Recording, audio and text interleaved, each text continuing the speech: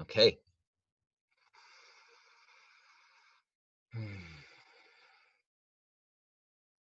Welcome everyone to this talk on Chiron locking on the nodes. And when I mean that, it's Chiron is an exact square to the nodal axis. And I want to start off by just appreciating that whenever we have a planet coming into an exact aspect, it marks a turning point. Before the exact aspect, it's building. And then afterwards, it's sort of like integrating. And so it's always the case that whenever we have a planet coming to an exact square, the potency of that alignment really begins to manifest externally in a more evident way after the exact square. So I'll just start off by sharing my screen, and I'll just show you a picture of, where we're at right now. So here's Chiron. In this particular moment, you have Chiron at 4 degrees Aries in the 9th house. Of course, it'll change houses in a minute, and the nodes in Capricorn and Cancer. And pretty much in the next couple of days, Chiron will exact a square to the nodes at 5 degrees Aries, 5 degrees Cancer, Capricorn. And after that point, Chiron will still be squaring the nodes for several months, but it'll be separating. It'll be in a different phase. So that's the general share of what's going on astrologically. Let's talk about it.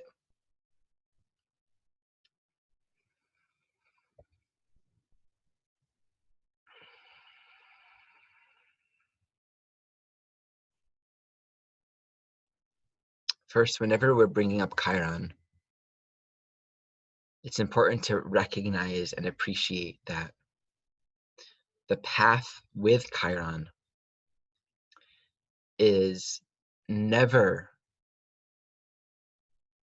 direct, clear, simple, and straightforward in the sense of just do this, just go here, just understand this, just embody this, just practice this, or just liberate from this.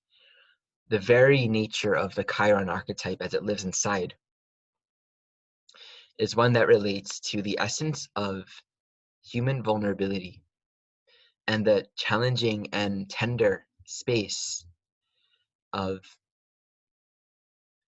being called upon to embrace our divinity, to embrace our sovereign being, something that's indigenous and special and unique to who we are each created to be, all the while having the very real human experience of being broken or wounded in some way that seems absolute.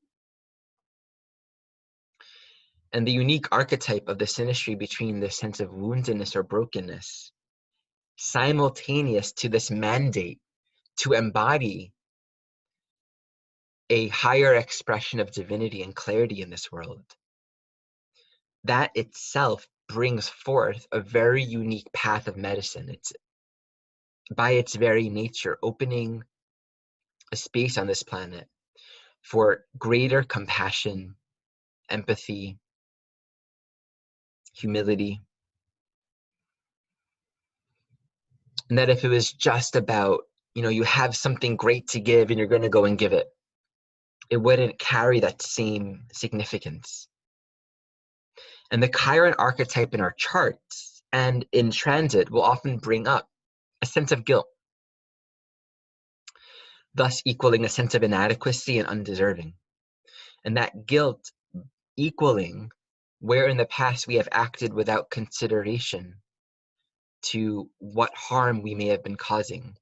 Chiron can reflect where we might have wounded others, and thus holding within our own consciousness this deep sense of unworthy or unfit.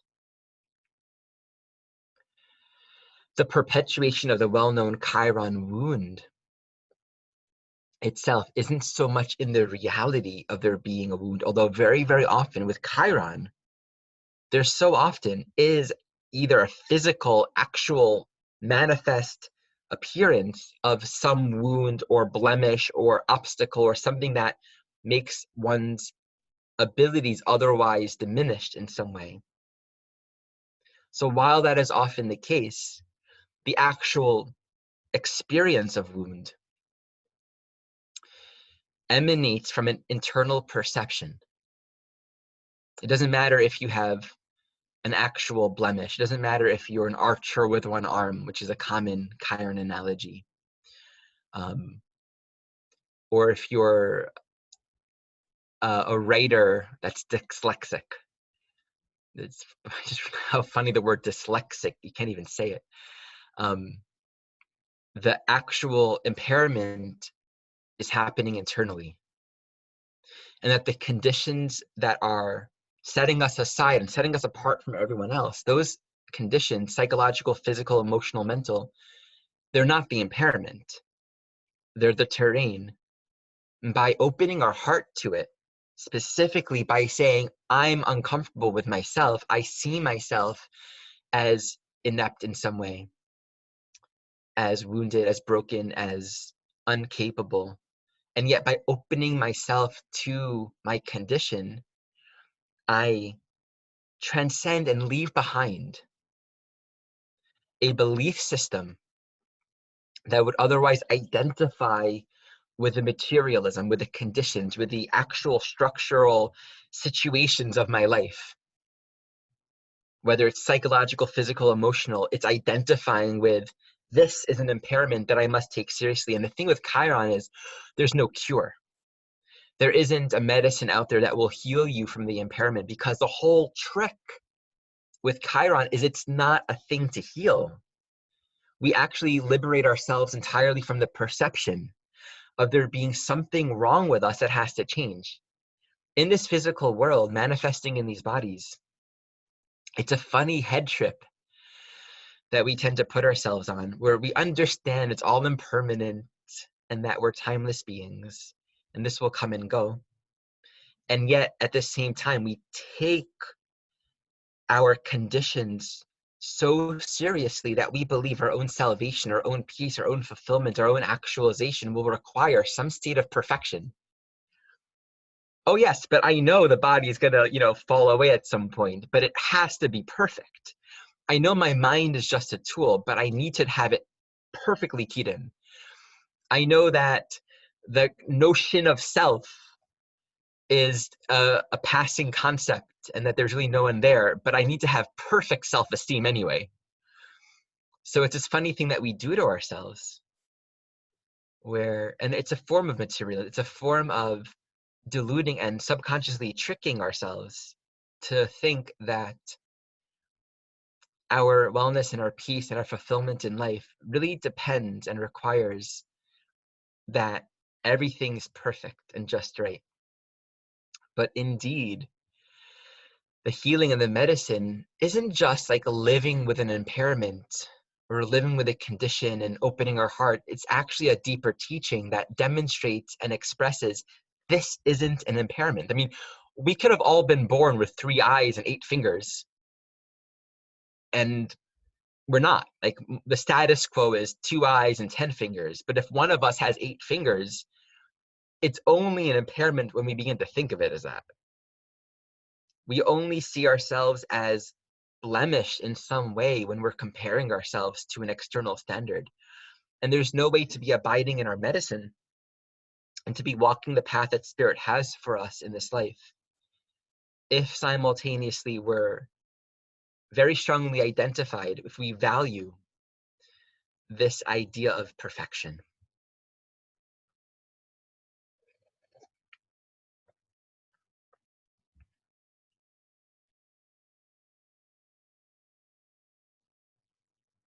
And being that this Chiron perception emanates from perception, from an internal state of being dissatisfied with oneself, it doesn't actually matter what heals or what doesn't heal within our physical, mental, emotional reality. Because the mechanism of self-doubt and inadequacy will always lead us to believe ourselves unworthy and incapable and not ready.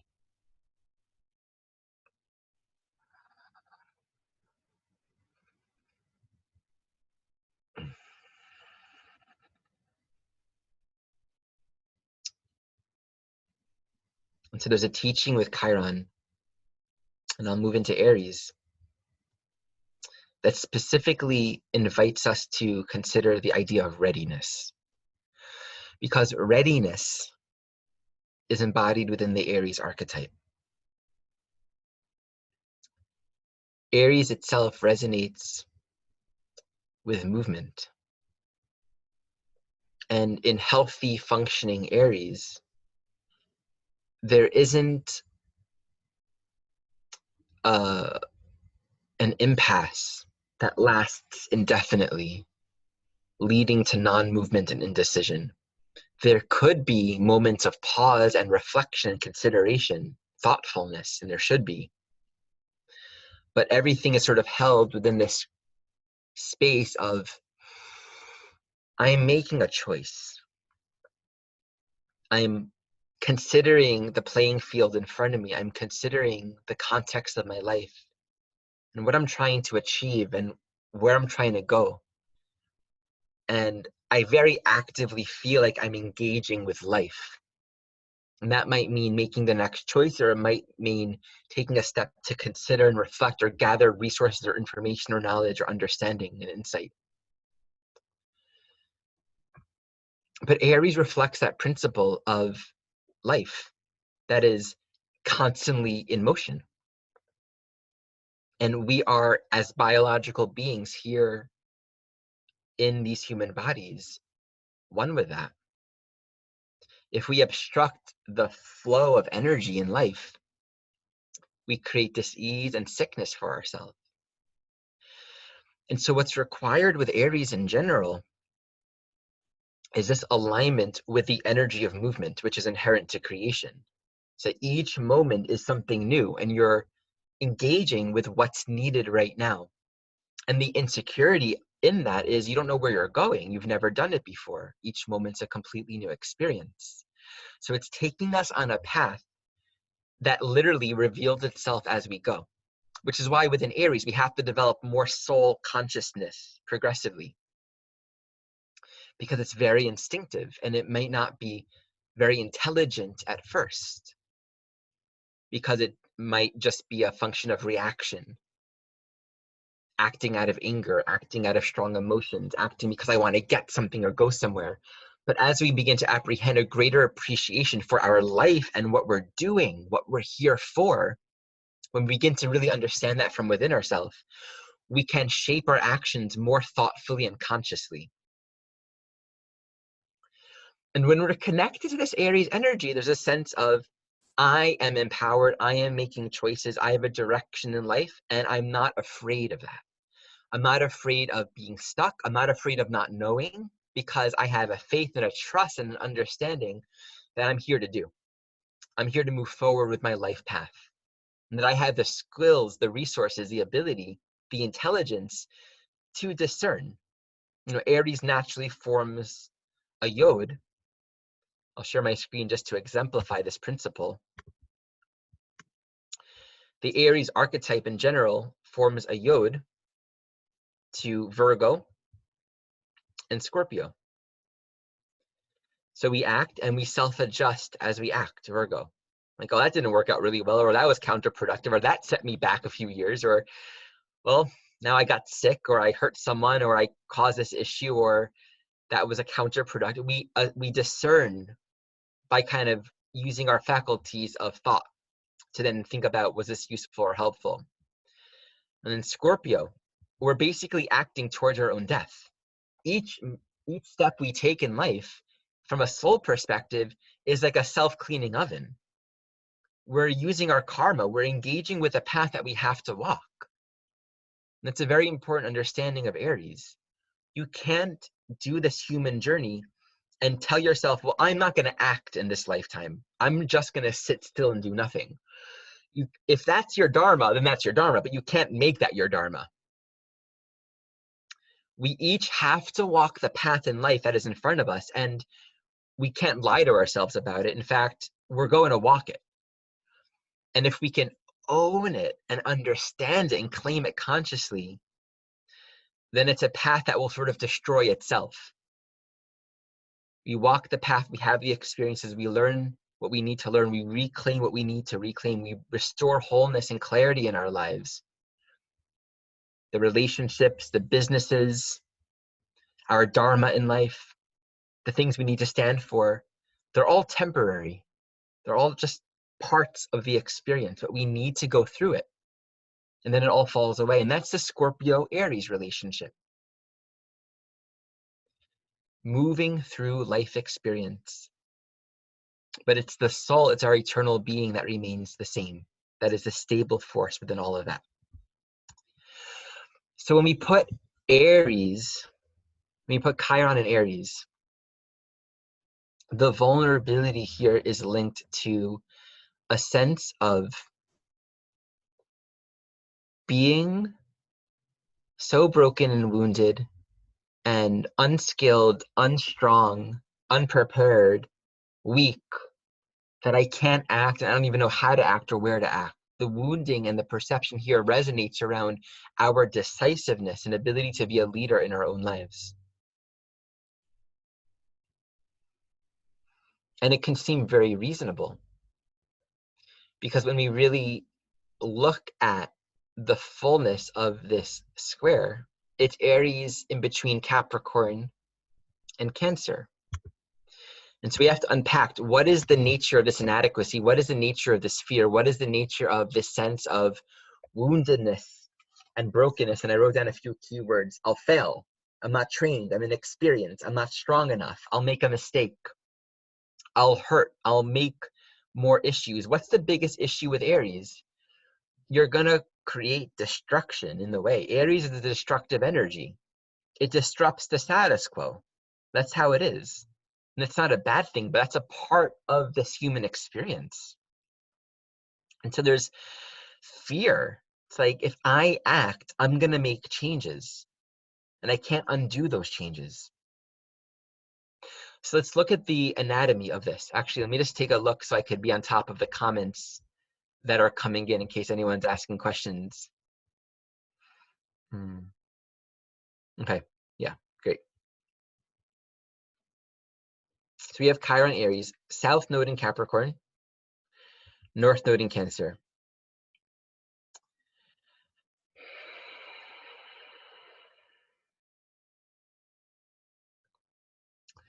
When you have a planet squaring the nodes, it's important to understand the unique relationship that this planet holds with both of the nodes.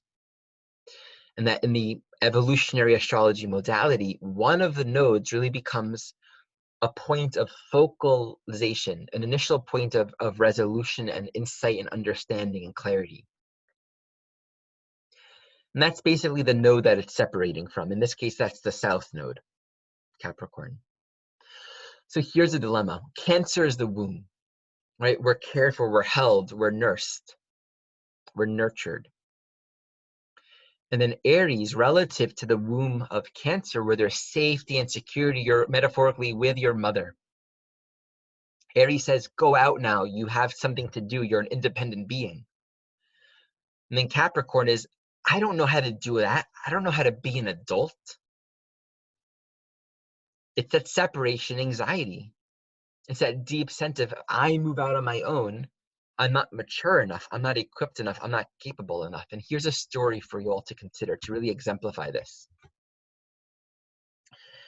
Once upon a time, there was a Roman gladiator. And this gladiator was taken out of his home really early in life and trained. And this training was very deep, very encompassing, and he learned to be strong and tough and resilient. And before he left his home, his father said to him, be strong, fight for your country, do your job, make everyone proud.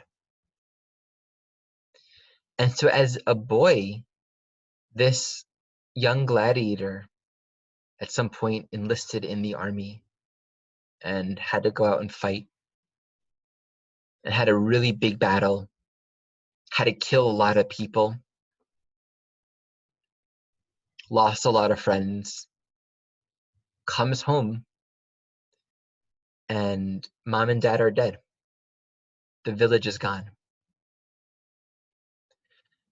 This boy continues living out his life, fighting, performing, dies, has a series of incarnations that follow, where in one lifetime he comes into a family where he was the oldest child and had to leave the house early to make money to support the family because his parents were in poverty. And he had so much responsibility and had this strong sense of weight, but really cared about his family. But a deep sense of loneliness pervaded. But in this lifetime, he had his family, he had his parents, no one died. But he still lived his entire life feeling really alone, like there was something missing. Then in another lifetime, he has a family, gets married, and is working really hard to provide for the family. And one day he comes home and his wife says, I want a divorce. I don't feel connection with you. You're just busy all the time. And he feels so sad. He begins drinking and he becomes abusive, begins hitting his children. And eventually they separate and he's alone again. And you can keep on going with these lives, but what I'm wanting to bring out in this sort of making it up on the spot story, underneath the hardness and the harshness of this very actually overtly, Capricornian, Aryan kind of persona, is a very soft and delicate and fragile young being. And we know in the world today, when we look around, relationships and in particular how women have been treated, and in particular how men have often acted. And if we look around the immense amount of shame and grief and guilt that many men hold in this world in particular, and the whole notion of call out culture, where I saw a post from a man recently that does a lot of men's work, and he was bringing out this idea that there isn't a space in society for men to heal. Whoever, make sure you're all muted right now. Check yourself. Someone's Mahina's. Make sure you're muted. There's not a big space for men who have done things wrong, who have acted out of alignment. There's a space, and it's an important space, where they're being called out, and more women feel safe to speak to. I'll mute you, or maybe Linda, if you can take control of that. I'm not sure if I have the ability to mute everyone. You got it. Where there's more safety to bring up these things that otherwise women couldn't talk about. But this one man was saying that all these men that have acted in ways that have been hurtful and wrong, misusing their masculine energy, where is there a space for them to feel their guilt and their grief and their hurt and the deep, tender young being inside of them that has felt totally directionless and confused and hasn't learned how to honor their own delicateness in life? And you can see the amount of abuse and hurt that we have created in this world. And our reaction to this, whether it's interpersonally between men and women, or even in a relationship to ourselves, the tendency in how we relate to when we've acted out of alignment or when things aren't flowing well, we tend to respond to it from this place of judgment, pressure, shame, grief, guilt. That's the tendency. You did something wrong. You need to be accountable for that. I did something wrong. I'm not deserving of love. That is the prevailing consciousness. And again, it's very important that we are now opening collectively in this space, in this world, where we can speak about the violations, and people that have been violated can speak of these things. But that's not the end result. Coming back to the story of this man, he has another lifetime where he incarnates into a family where he was just completely abandoned. His parents weren't there. They were drunk. They were drunk all the time. They weren't there for him.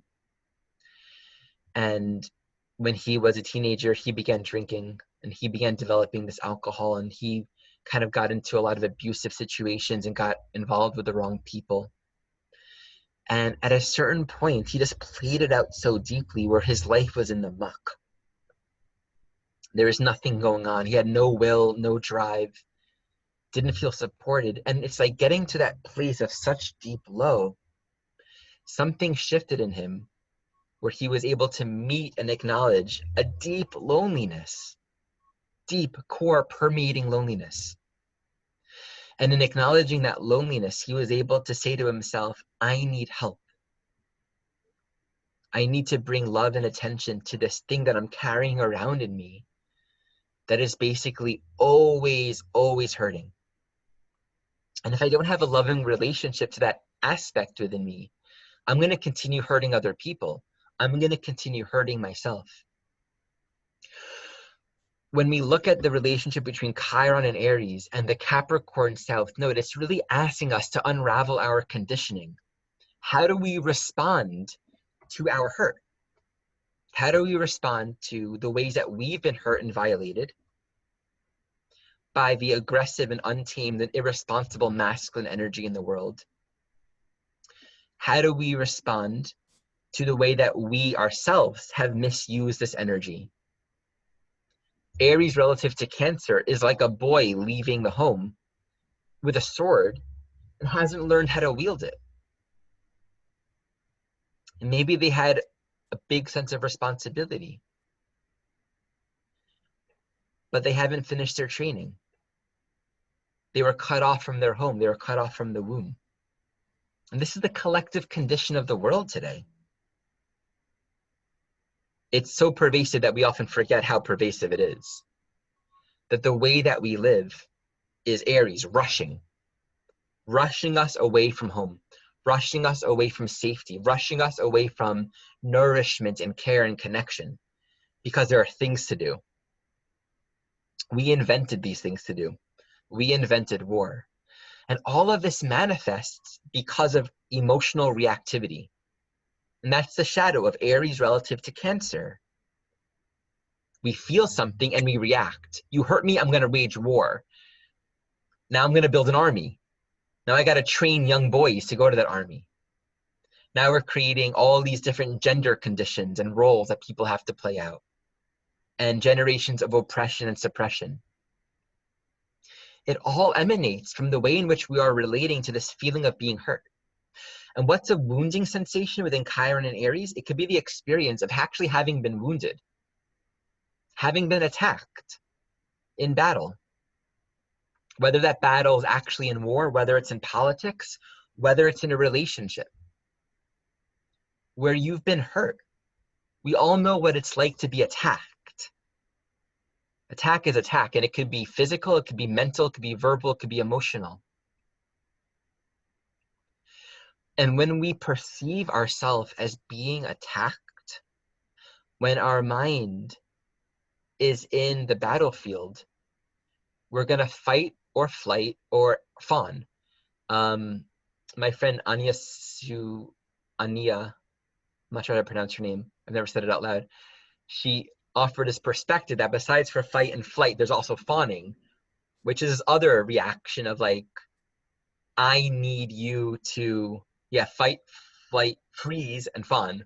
I need you to love me and accept me. I need to feel loved by you. So I'm going to give my power away, even though you're attacking me. Even though I'm being hurt right now, I'm going to succumb to your ego to feel validated by you. These are all instinctual responses that we've learned. Fight, flight, freeze, and fawn. But we only engage those reactions when we perceive ourselves to be in the battlefield. And when we react in those ways, when that is our habitual response, we don't heal. We stay in the woundedness. Now, with Chiron and Aries, the wound isn't the fact of being attacked. The wound isn't having been hurt. The wound isn't having hurt others.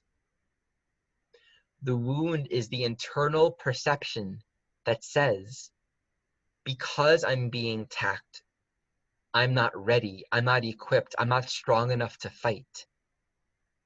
Because life is scary, because life is unfriendly, because I'm being ripped out from the womb space, I'm unloved, I'm not understood, I'm not protected, and I'm not capable or strong enough. I don't have what I need to be a whole being in this world. That's the wounding. And it's important for all of us to really understand this in our own lives.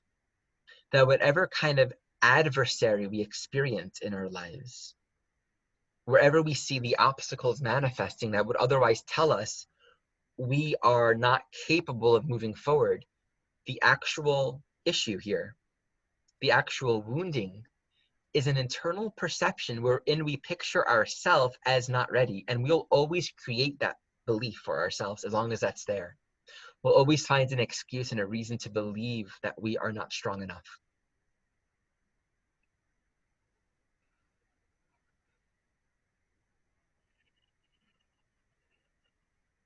And so Capricorn here is teaching us to go slow.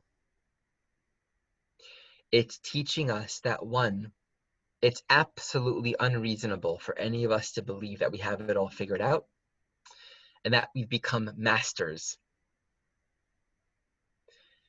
Capricorn says you're going to fail and you're going to fall and you're going to make a lot of mistakes. You're going to react. You're going to come into fear.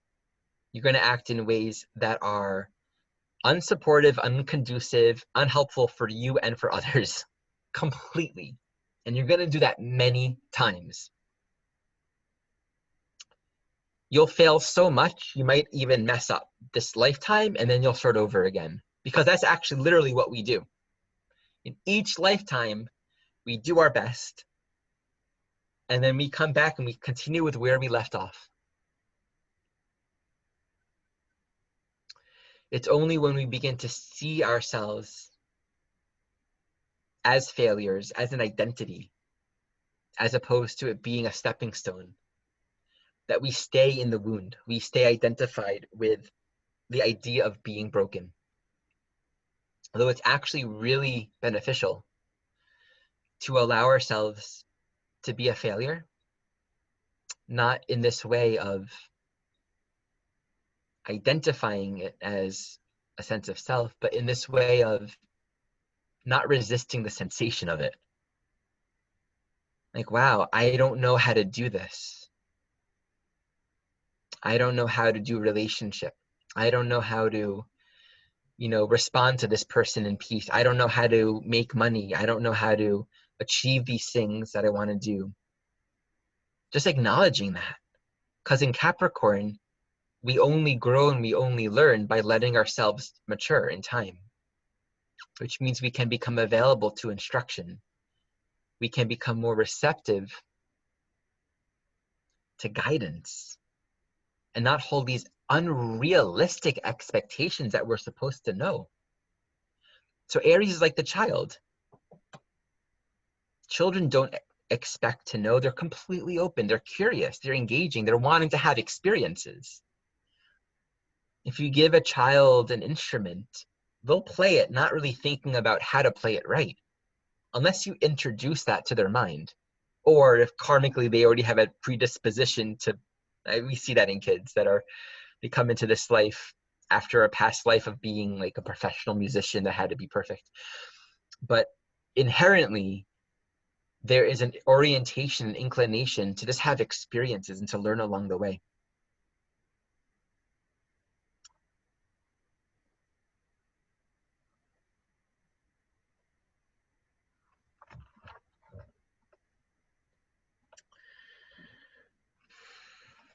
So one thought that I want to bring forward around all of this is I feel that our spiritual journey in many ways is, well, it's definitely a paradox. Like there's no like rationalizing around that. Spirituality, as long as we're on the journey, it's going to be felt and experienced in some way as a paradox of the mind. Because spirit isn't paradoxical. And until we know that, there's always some duality that we're going to be bound by, always trying to resolve a perception of opposites in our lives. And I feel that the core perception is like this tension between this deep sense of wholeness and okayness that we all hold. And we can all access that. Right? I know that at the core of my being, all is okay. And any of us, if we want to, can kind of touch base with that knowing. And yet then we have the day-to-day experiences where we tend to be addicted to problems, where we tend to be addicted to obstacles and adversity and conflict, and seeing it in all kinds of places and all kinds of circumstances. And I feel that spirituality, in my expression of it, in this way of thinking of it, is the practice of bringing the clarity of wholeness, of okayness, into all the places where we're pretty sure it's not okay. And if we do it in a way where it's just sort of like overshadowing the not okay, then of course that's just like spiritual bypassing. And that's not getting us anywhere. So it's not about denying ourselves what we feel. It's not about denying our vulnerability, but it's just sort of suspending our disbelief for just enough time that we can say, okay, this too is allowed. This too is okay. And this too is not a statement of there actually being something wrong here. So we begin to create a little bit of separation between a very real sense of there being something wrong and our belief that there's something wrong. And in that space, there's like a little bit of a light, a little like opening for a possibility of living our life, for restoring wholeness, restoring greater presence and courage, tenacity and audacity, to live as if we were already free, to live as if there wasn't something blocking us. And that's the medicine here with Chiron. It might feel like we don't have what it takes, and that is okay. In fact, that feeling might be a part of it for many of us.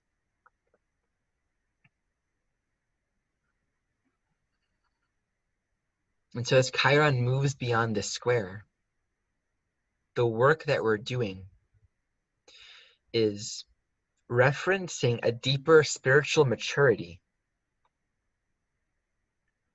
to look upon our lives and where we feel blocked with more quiet, space, and permission to fail and start over again and again and again.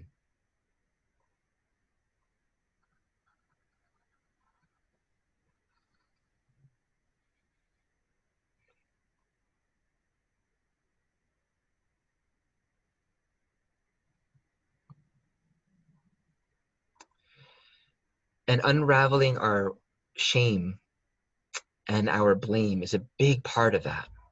So I want to come back to this and speak a little bit more to this dynamic. Because shame and blame is Capricorn, judgments. And then shame and blame relative to how masculine energy has been misused, Capricorn relative to Aries. And of course, how is that energy being misused? Cancer, right? The womb, the delicate space, that which is fragile and requires care and support and nurturing and love, being violated. When we feel hurt, when we feel triggered,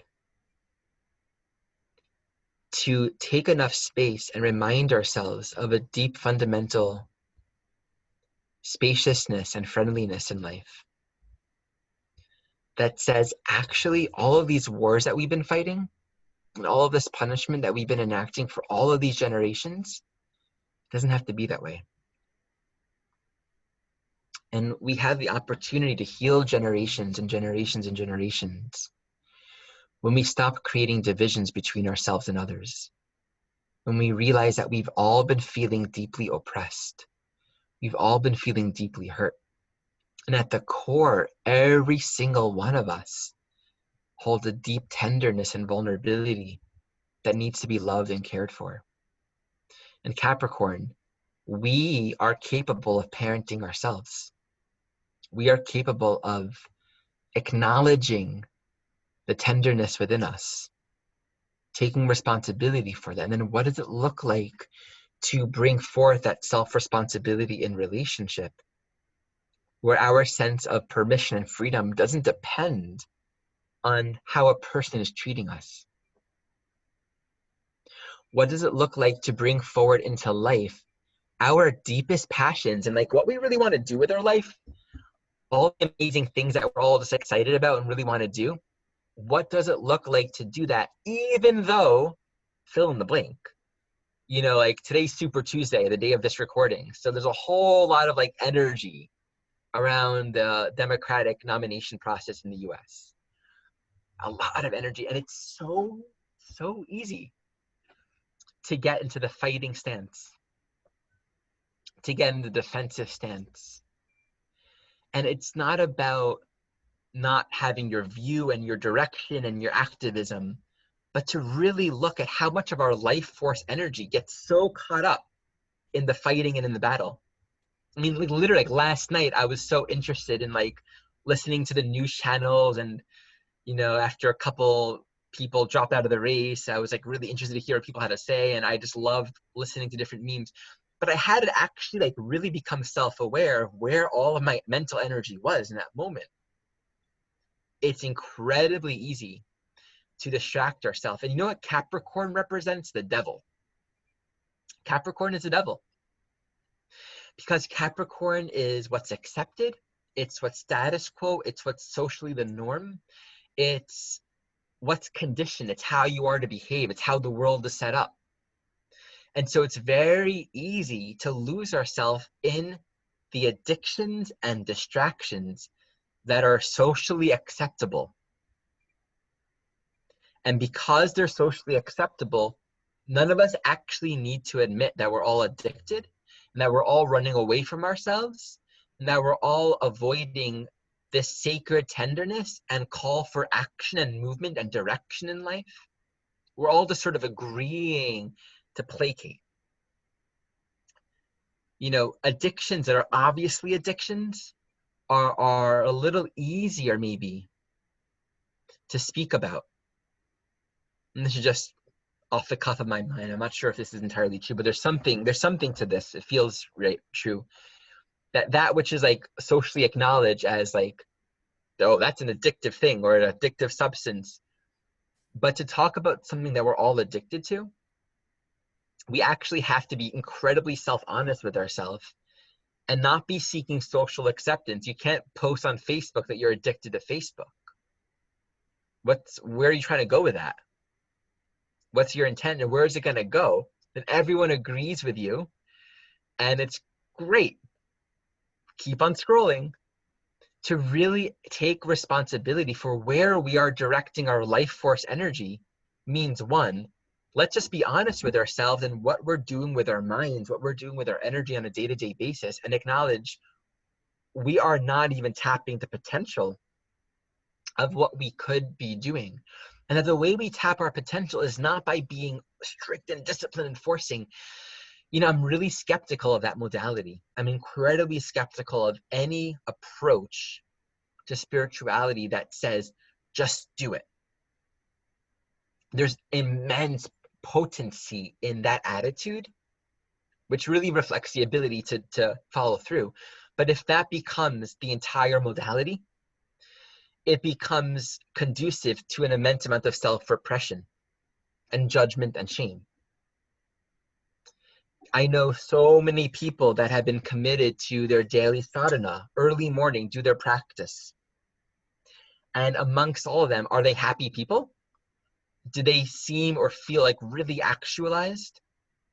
Are people that have, you know, maybe lighter practices that aren't as intense and forceful, are they happier? Like, I have not found a correlation between people that are fulfilled and on purpose in life with the extent of harshness that they apply to themselves. I have found a correlation, and I think we can all agree to this, that the people that are most fulfilled and content with their life and successful are the people that do what they want to do and they stick with it. So they have their practices, they have their routines, but there's a sense of relevance in it. They want to do it, they care about it, and thus they discipline themselves accordingly.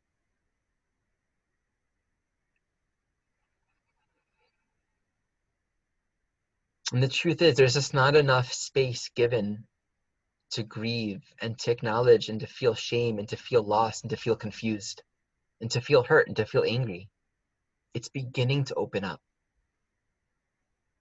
But if we're living in reactivity, of course, expressing these things aren't safe because it'll breed more reactivity. So it's very important when we acknowledge the dynamic relationship between Aries and Capricorn that we understand that sometimes we have to acknowledge that we need safety to unlock our repression, our conditioning, our fear, the places within us that have become suppressed, that are angry or full of shame and hurt. We need to be able to talk about it. We need to be able to express it. We need to be able to move it in a way that isn't traumatizing to ourselves or others. And so that's where therapy comes in. And here's an interesting piece that I want to share. Aries, Chiron squaring the nodes both speaks to sort of like the emergence of a medicine path of where we can kind of individually realize how we can support ourselves with our own personal healing, right? Working with the healers, creating more structured space in our relationships where more space is held to embrace what is, less reactivity, but more permission. All in a way that just basically fuels us and gives us the space to be free to live our lives. It reflects that. And it also reflects where we're going to find in the next few months in particular, as it separates, so much more space, trainings, viable paths and healing work that really focalize around healing the hurt of men and women, the distrust between men and women, the integration of healthy masculine feminine energy, spaces where men can do their own healing, spaces of conversation and listening and acknowledgement between men and women, spaces where women can express and be heard. It's like this kind of energy invites so much more consciousness around consciously created safe spaces for all of this repressed energy, generations and generations and generations, to really begin to come out. Chiron only positions itself in this way, well, it's only in Aries for a period once every 50 years. And within that, this Chiron and Aries squaring the nodes, it's not often, right? It's more than once every 50 years where the nodes in Capricorn and Cancer line up with Chiron and Aries. So it's a very unique quality of medicine that's bringing itself forward right now. And, people that are born with this signature, this is a part of their dharma. Okay, so that's one part of it. The other part of it is, this is the exciting part, especially all of you who are here and many of you who are listening to this video, it's a calling for us to step into our work as medicine holders. You don't need to have figured it all out. And that's the whole point here. It's not about like, I've figured it out, I've done all the healing. Is the world asking you to show up as a safe space? Is the world asking you to step into your mastery where you can embrace the delicateness, the tenderness of the hurt and the pain that we're all experiencing? Can you meet the tenderness in your own life and still say, because of that, I am wholeheartedly and sincerely and gratefully available to be supporting others who are healing just like I am? Because the medicine isn't the perfect condition. The medicine is embracing our imperfection and that becoming a gateway of compassion to serve and to heal. And so a lot of the suffering that we can experience right now really kind of comes back to where we might be denying ourselves the gift of moving forward with our dharma, the gift of moving forward with the things that we're here to do. So Aries relative to Capricorn, especially being that it's a south node in Capricorn. It's like, you got to move this energy out. It's like, if you don't, it just creates a buildup of pressure and tension, and it can create a lot of confrontations, and it could be a very volatile time, especially with Mars and Capricorn at the time of this video. It's a very volatile time, and what it's asking, and let me just find the right words for this.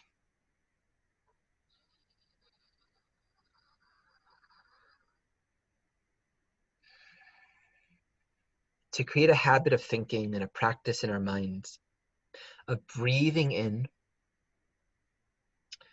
what arises, and with the agency and the self-leadership of our soul, being the general of our own lives, being the leader of our lifetime,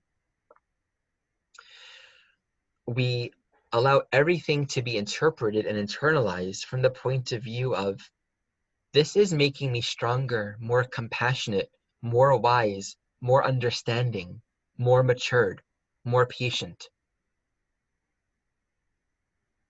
so that I may do the sacred work that I am called to do. And this sacred work could be anything. It can be you being the healer, you being the therapist, you being the guide.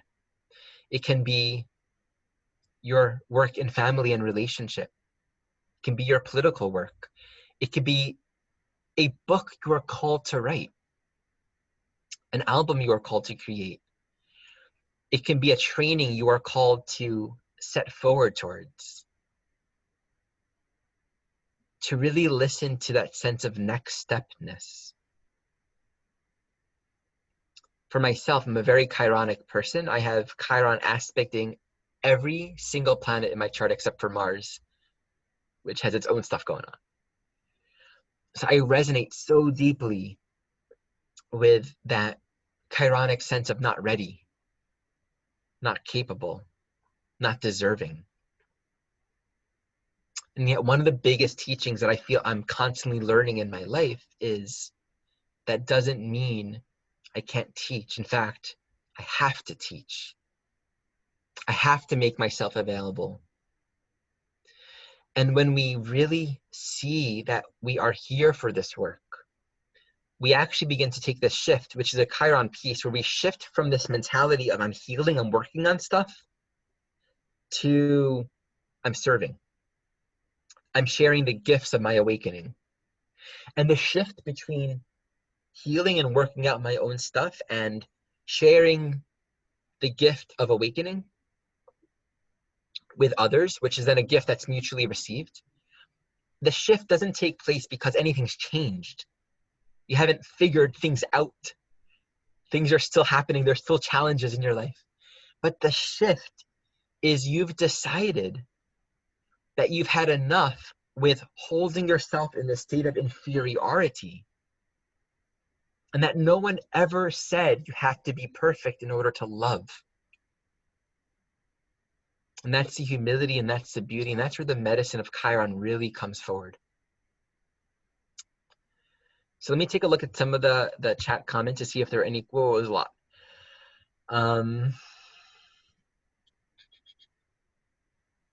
Great. So let me invite anyone here who wants to ask a question or share anything, and we get to spend some time dialoguing. And I can take, if there's a genuine question or a feeling of your heart beating really quickly, and you're like, there's something here in my chart, then speak forward, and we can spend a little bit of time just taking a look at these things. So I just want to invite anyone that wants to share or speak or ask questions to step forward now. You can unmute yourself. Yeah, I do. Hi, Rua. Hi. Wow, Ari, thank you so much. I have been experiencing exactly what you're speaking to. Like, it's incredible to me the way that you're speaking to holding the spaces of safety. And I've literally been feeling abuse leave my nervous system and my body from like the predator point of view when I've normally been in the fawn and the prey point of view. So I feel like a huge shift. I would love to tell you where my Chiron is. I know where your Chiron is. Yeah. On the South Node, right? It's in between my Venus and Mars, all in Cancer, and my North Node in Capricorn. So this is very up for you. I mean, Yeah, so you're very energy. the Rua's going through a nodal opposition, then transiting north nodes on your south node and vice versa. Um, yeah, where's Aries in your chart? Fifth Where's Aries? house? Let me see.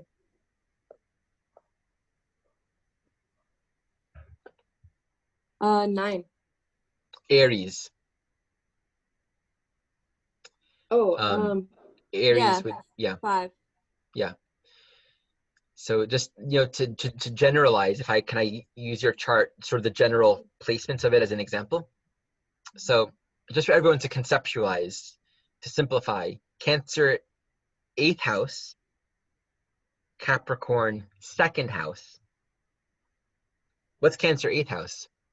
It's all about intimacy and connection and merging, and also the transmutation, the growth that occurs when you let go and you share yourself. But then it's also resonating so deeply with issues of trust and abandonment and betrayal. And the Capricorn 2nd house is, well, I'm whole and contained, and like I got my body, my value, my resources. It's not dependent on something outside of myself. And of course, it would make sense, Rua and anyone with those signatures, that there would be a dynamic tension between those two dynamics. And so Chiron and Aries in the 5th house just archetypally demonstrate this dynamic. Aries in the 5th house says, be seen. Right? Aries, move forward. 5th house, express, creatively actualize a unique form of creative intelligence that is unique to your own being as you are created. So that 5th house resonates with like the child energy in terms of like Leo. It's expressive, it has gifts, it has something special that it needs to share and actualize.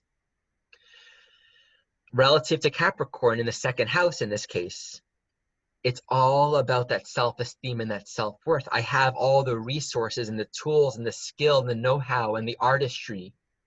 The 2nd house is art, it's grace, it's beauty, it's self-containment, it's know-how, it's resourcefulness. The challenge here would be Cancer 8th house. And just to paint this picture, and it's not necessarily for you, but just an archetypal picture, the imagery of Cancer in the 8th house relative to Aries in the 5th. The child isn't being seen, isn't getting the love, isn't getting the affection, isn't getting any adoration. No one's there to play with them. Right? 8th house wants to merge and connect. 5th house wants to play. Left completely alone. And so the woundedness, the brokenness that might arise just archetypally with the signature is, I don't want to be alone. And I have all this love and energy and creativity to share, but if it's just me out there in the big wide world, there's no meaning. And what's the 2nd house all about? Survival. It can literally create a sense of like, what's the point in living? Like, we're survival. Capricorn, 2nd house, Capricorn, heavy, drudgery, boring, because it's just money and survival. So the medicine, generally, just these house placements would be connecting with that 5th house Aries spark of creativity. And even though there's a sense of, am I good enough? Do I have what it takes? Am I special enough? Am I deserving enough? Not using that as a reason not to take the next step. And the mentality is,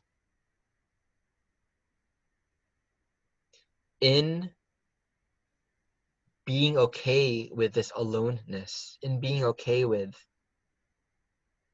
doing my work and sharing my brightness, I become available for others, and I create a space of compassion that resonates more people to me, where I can share my gifts with them and actually bring value and worth into other people's lives. Because that value and worth here isn't coming from some sort of figured out state of, I got it, I'm valuable, I'm worthy. It's coming from a choice to not have to feel that way necessarily, but to use that as a stepping stone for immense compassion. And so it's like the work, and I know, about a little bit about the work you do, but there's more that I don't know. But I know you do tattoo work, and that it's more than tattoo work. And so just like the idea of like whatever you are bringing forward in your life, the medicine itself comes in your choice to open your heart and become available. And for all of us, wherever Aries is, it literally creates that sense of, if I move forward, I'm going to be alone, because we're acknowledging the necessity of Capricorn, which asks us to own it, which asks us to grow and to embrace that with so much compassion that we're not repressing ourselves at the same time. Yeah, do you want to add anything to that, Rua?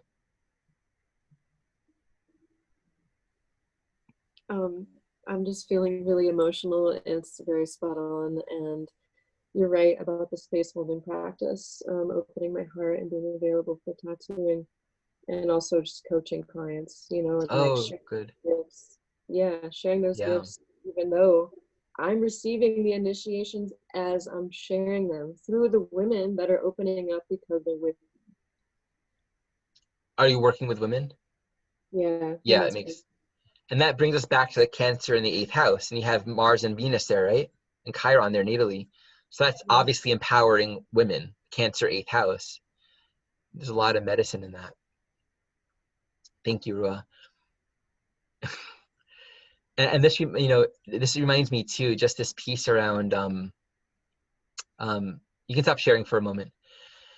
This reminds me that what the world really needs now are not like the old modality of healers that are just like somehow totally put together, because I actually haven't met one, but I know that that's sort of been the facade for many, many years.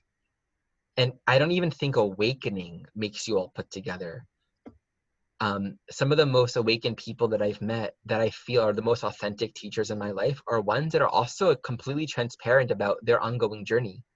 And what makes them, unique and inspiring to me is the fact that there's a stable part of them.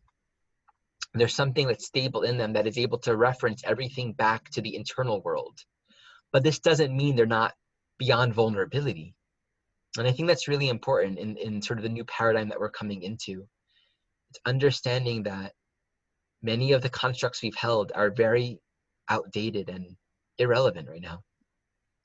We got a question from Helen. Would actualizing Chiron come relatively easy to her because Chiron's conjunct her south node?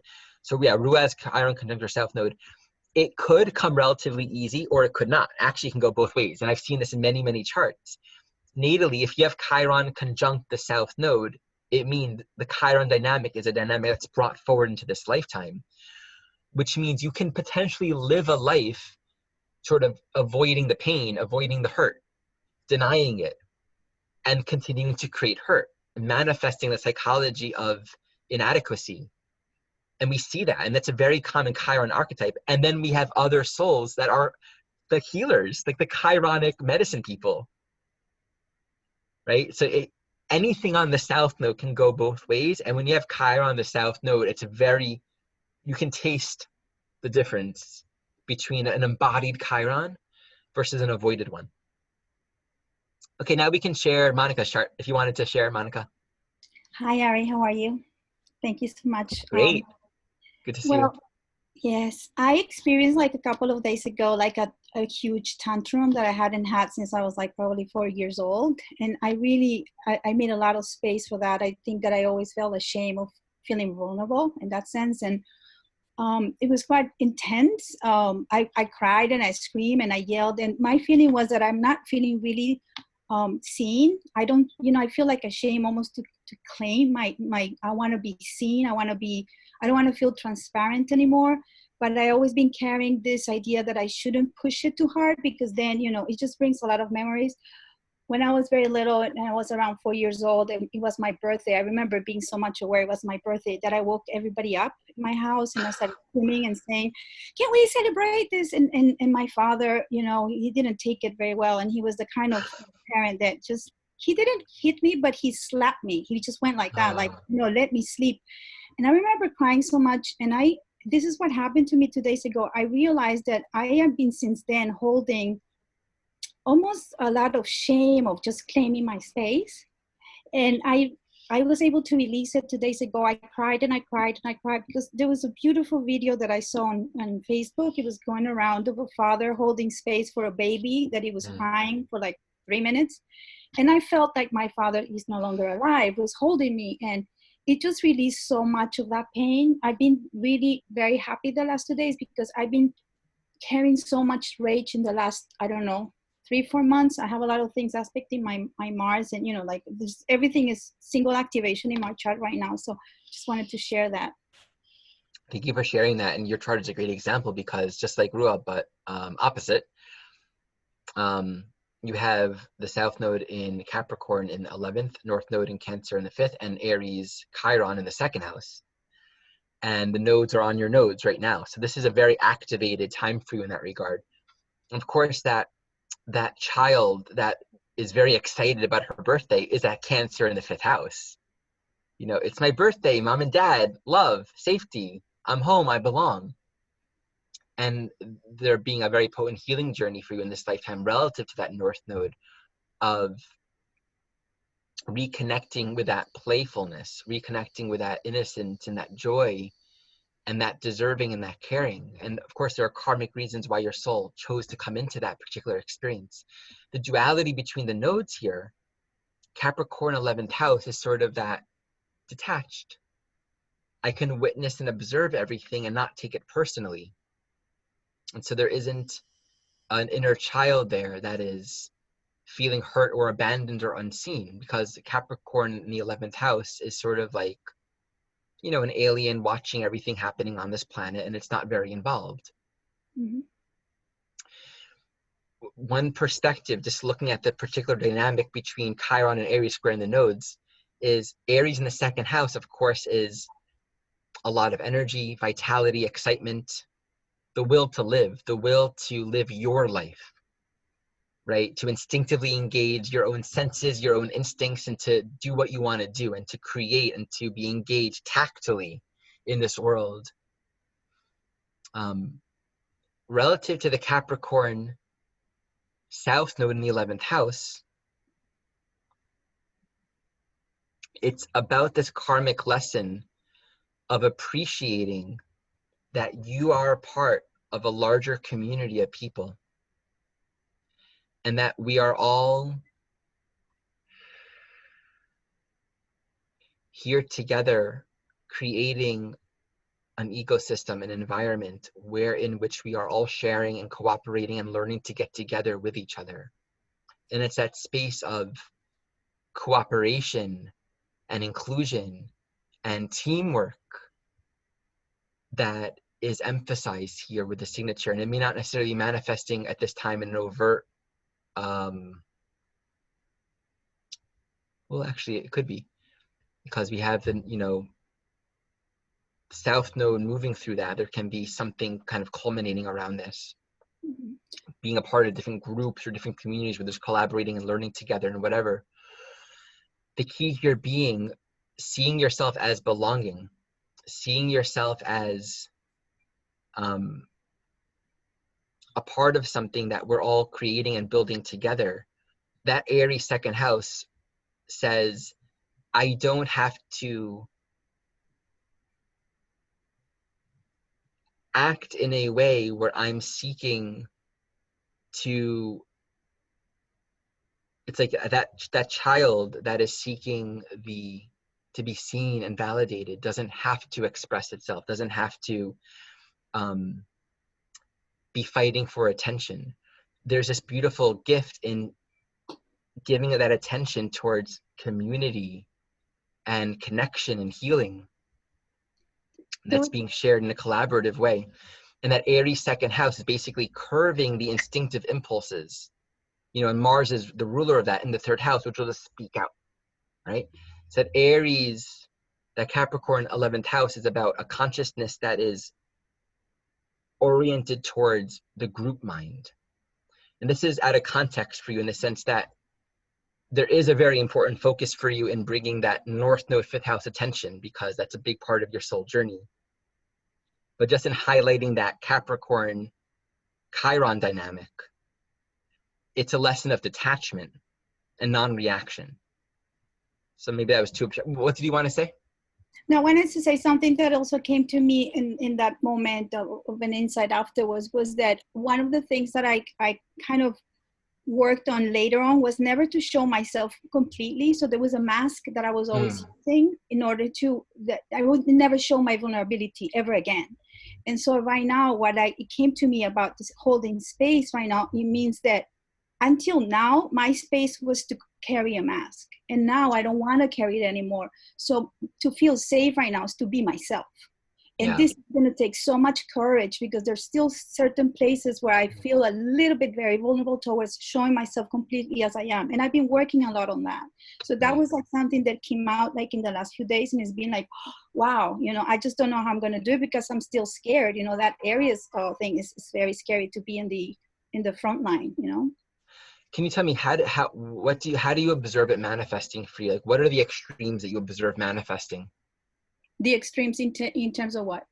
Of where you're still connecting with the vulnerability that you've been kind of realizing over the last few days. Okay, because how do I do it? The thing is, this is like, because I'm an artist, and there's a lot of that. When I make my work, I'm extremely happy because I'm in my studio. But when I have to go and talk about it, and when I have to deal with the clients, and when there's a lot of commission work that I do, that's when I actually put a lot of the mask, and then I get very betrayed by the way I connect to them and not being true to, like, really, I want to say to some people, I don't want to do that or this and that, but I just put that mask because I'm so scared of just showing that, because I don't want to be slapped again. Right. So I want to make this really clear for everyone, because it's such a beautiful example of this nodal dynamic. You know, 5th house Cancer is just totally open and heartful and giving and generous and loving, but like that fear of being slapped, Capricorn. Right? I'm going to be punished, and so I'm going to dissociate. I'm going to disconnect, and that then cuts Monica off from that vibrant sense of community, like she's a part of something, right?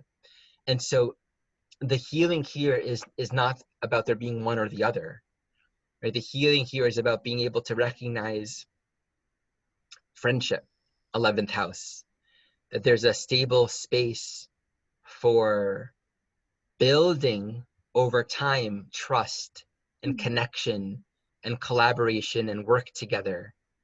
And that with time, right, Capricorn, I don't have to rush into something out of the fear of how I might be rejected. I don't have to, because Aries 2nd house relative to that Capricorn, and especially with Mars in the 3rd house, and then you look at, you know, Saturn in the 1st house in Pisces, with opposite the 7th, 8th house. That right there is a lot about the dynamic of rejection and all that kind of stuff. The key here is this practice of being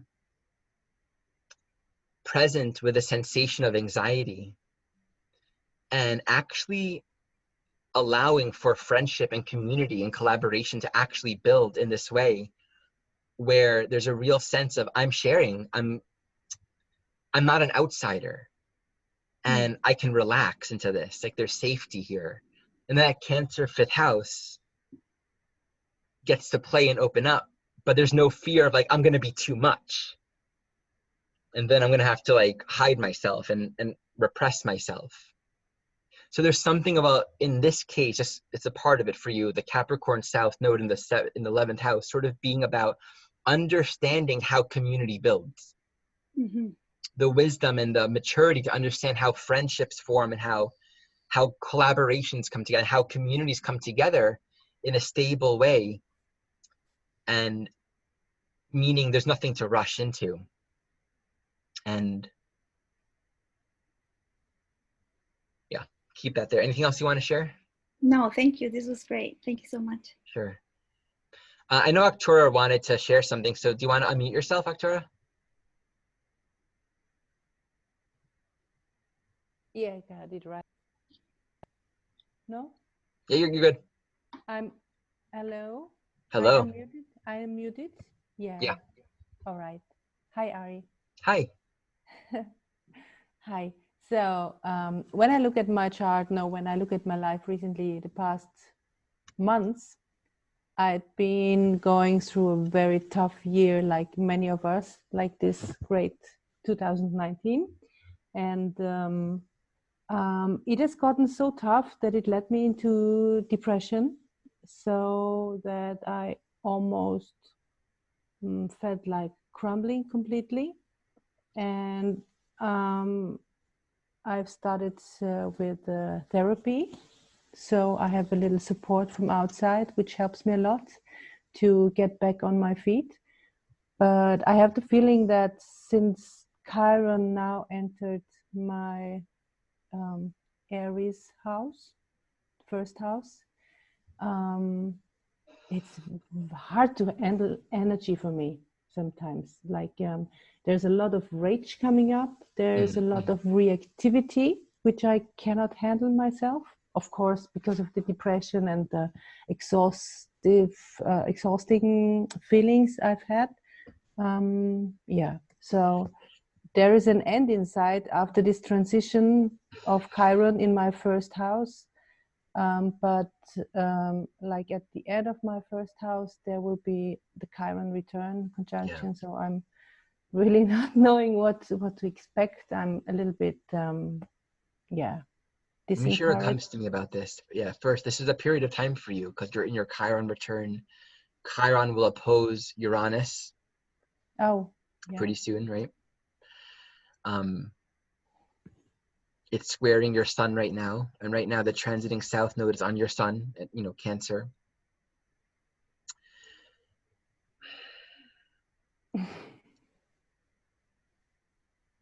Just giving attention to your Cancer sun. So here's something that I often get tripped on is where I have like technique and method, and sometimes we try to drop it and talk and let the synthesis kind of come together and not try to make everything make sense. So there is a deep calling right now to be connecting with this quality of play and nurturing that has been suppressed and denied. And I don't know if we'll go deeply into that here, but your South Node in Leo in the 5th, ruled by the Sun, in Cancer in the 4th, currently being squared by Chiron. That Sun squares a T-square with that Chiron Libra axis. So this really speaks to core needs being not met, not validated, it's like how a child needs to feel like if they're crying, they're going to be held. That Uranian dynamic basically speaks to the suppression of feeling safe to express your individuality as you are, according to who you are, and the core dynamic of Pluto in the 7th house being an attachment to identifying yourself according to what other people will want or need. Mm-hmm. And so this is a very heavy signature for you in terms of claiming a sense of self-value and self-worth within the realm of I have permission to actualize my gifts in the world. Like I'm safe, I have love, I have value. All that anger really does point back to where there is a lot of energy, because anger at the core, when we really look at it, is where the sacred and the delicate and the meaningful has been violated. And we're called upon to protect it. We're called upon to honor it and to do what we need to do in service of it.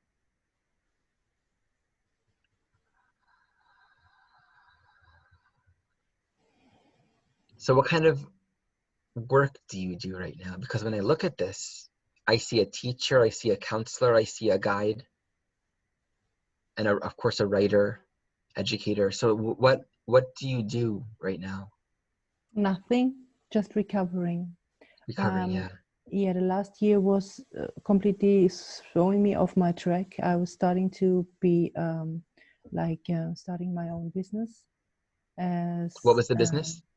Well, as a counselor, and but then it was really, I was so occupied with my keeping up my existence. So it threw me off the track, and now I'm recovering, and I'm hoping that up to in summer. I've gathered my energies again to get back on track. Yeah, I would say that there is no reason for you not to feel that you need to wait to start bringing excitement and joy into your offerings. And that's a key principle here, because we don't want to be perpetuating that sense of being unloved, being unsupported, unheard, unseen, because that just makes it really drudgery, really heavy. And of course, here the nodal axis, we have a Capricorn in the 10th house. Yeah. That's where the North Node is right now. And so that creates that weight of needing to do something. But we want that to feel like there's space, that there isn't a rush. It also makes me wonder, in terms of your work in the world as a counselor, as a guide, is there some sort of training or schooling that you're a part of or engaged with right now? No. Was there? No. Well, I have yeah, sure. Like you said before, I never feel ready for that.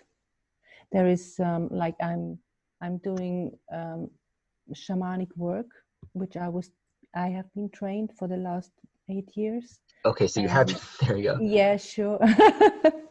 and like people are already stepping up to me, and they see something in me which I do not see yet. Right. Yeah, and I feel the responsibility sometimes like a heavy weight. There is I don't know if it's my inner child, but it's rebelling against this responsibility and against this calling. I didn't choose this. Yeah. So yeah. And well, now the last year was just about myself and my situation. That's why I stepped back from this work, and because I can't. Yeah.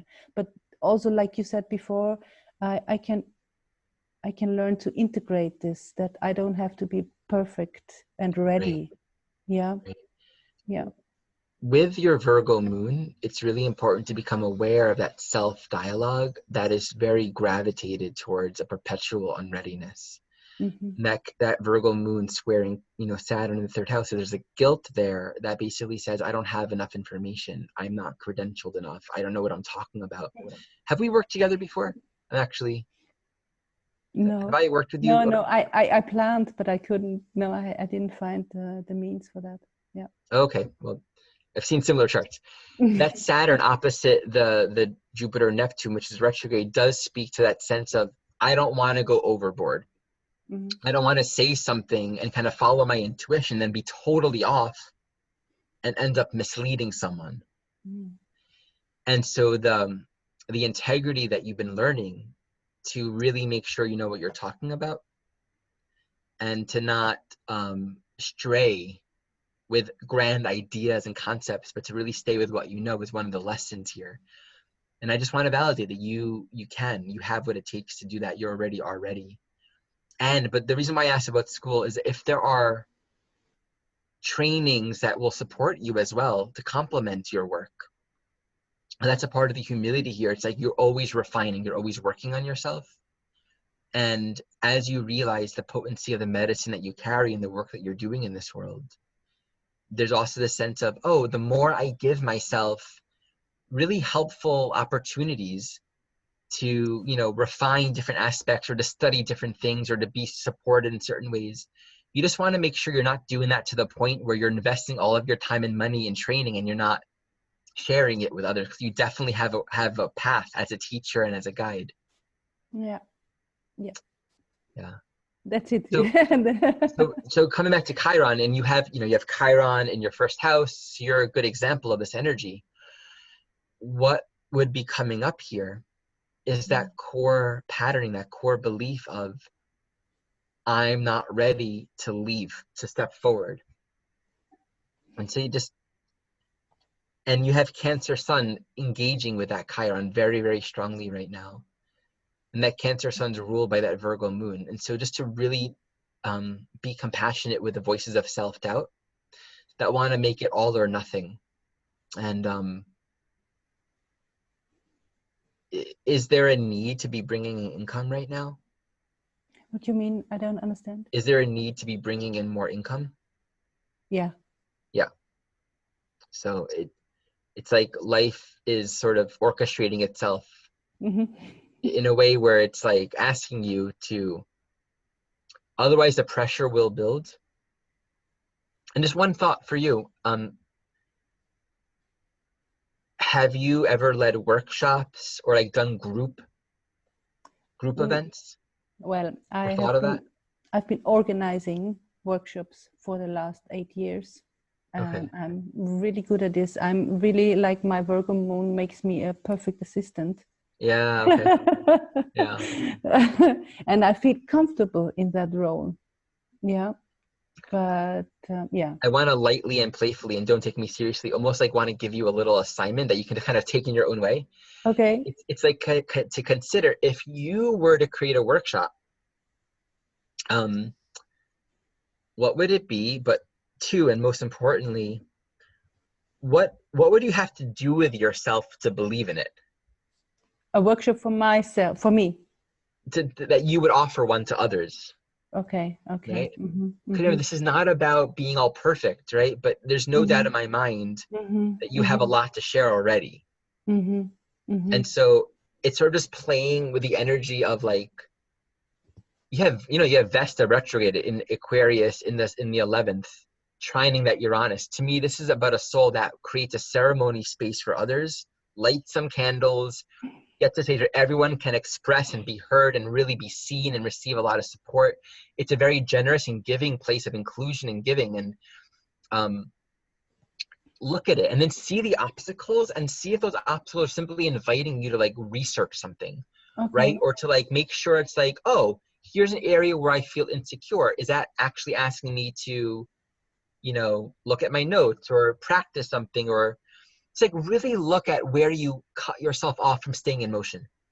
And then I would suggest most of it is just where you might have a tendency to give up when you notice something that feels a little bit difficult or tense. But actually it's just a place to open up and be like, oh, maybe I'll consider this, just to kind of be fluid. Okay, I like that thinking. I let that sink in. Thanks, Ari. Sure. You're welcome. Thank you. Okay. So we should start bringing it to a close. Anyone have anything else to ask? Not about their chart, but just any other questions or anything else you want to share before we close? Okay.